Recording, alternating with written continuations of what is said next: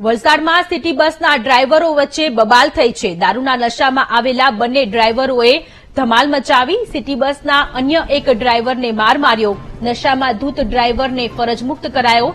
નશાખોરે તમામ બસોની ચાવી લઈને ફરાર થઈ ગયો. ચાવી ન હોવાથી કલાકો સુધી સિટી બસ સેવા ખોરવાઈ.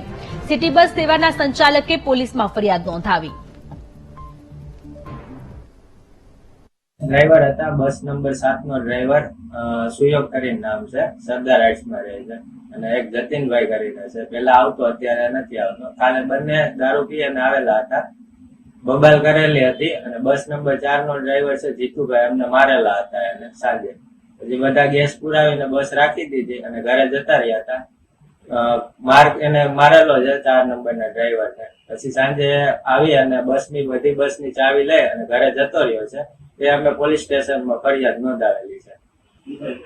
સુરક્ષા કહેવાય, દારૂ પીધેલા લોકો હોય કેવી સુરક્ષા? અમે દારૂ પીધેલાને રાખતા જ નથી, અને ફીર બી તો એ લોકો સવારે આવેલો હતો ત્યારે પીધેલી હાલતમાં હતો તો મેં એને રજા આપી દીધી છે.